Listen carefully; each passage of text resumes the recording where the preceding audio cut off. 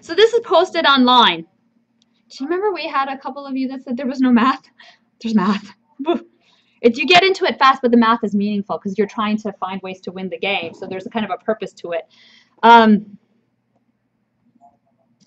So what you find here is I can count the number of Garden of Eden points, which I think we just did for fun. I had an ex-boyfriend once say that, you know, engineers actually went and built the house, but Diana went and played with the tools. Well, he's an ex, but I think there's a little bit of truth to what he said. You know, I do like going off into a tangent and thinking about something else. Oh, that makes me wonder about this. So we can count the number of Garden of Eden points because we can characterize the Garden of Eden points. So that's what this theorem is. I may not prove that because that's a straightforward counting. Corollary is how many there are, which you kind of did these kind of things in probability.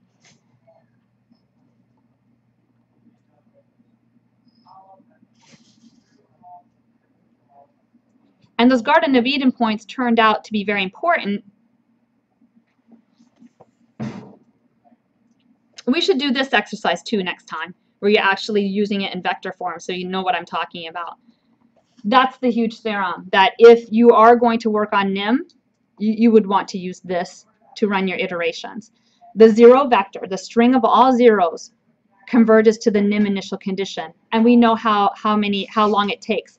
It gets there in 2 times sk iterations. So if you had sk was 7, what this is telling you, you start off with a string of zeros, length 7, and in 14 iterations, by 14, you're at the NIM initial condition.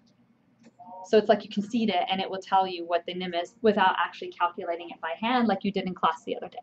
Pretty cool?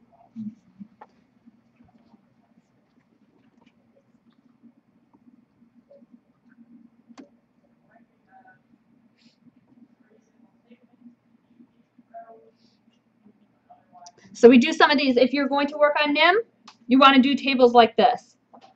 You know, if you're going to do NIM with subtraction sets of 3 elements, you want to make tables like this for 3 elements, so you can get a feel and see the pattern. So we just did some of them in here to illustrate, and here's the theorem I just presented for you, that Q, the cycle length, has to divide A plus V.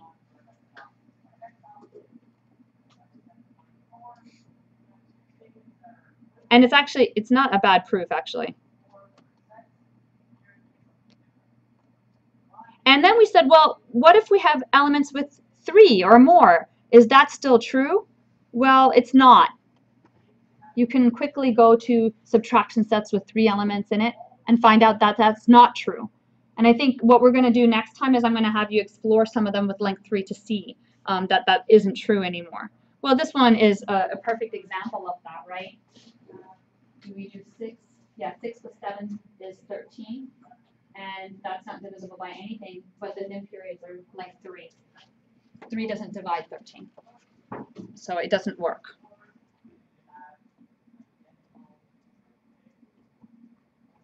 At the end of this paper, which I posted, there's some future questions that we have listed here. They're open questions too.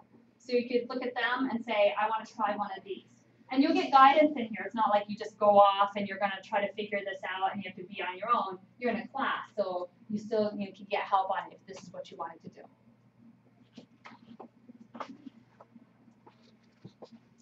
Okay, are there any questions? Everybody looks tired today, and I'm letting you guys out early. Because I don't want to start something new, completely new today. Okay, if there's no questions, you know, I know that you wanted the open questions all listed, but I'd rather, I think, have you just approach me and say, I want to do this game or that game or something, and then assign it, as, you know, give you a list of things out of that. And Dr. Cutler and Dr. Ball, the new professor, told me that you have to, there's a book where it's more up to date. So I think if you pick a game, I'd like to go borrow that book from Dr. Cutler and see what is still open, because they list out the future questions. Probably not related.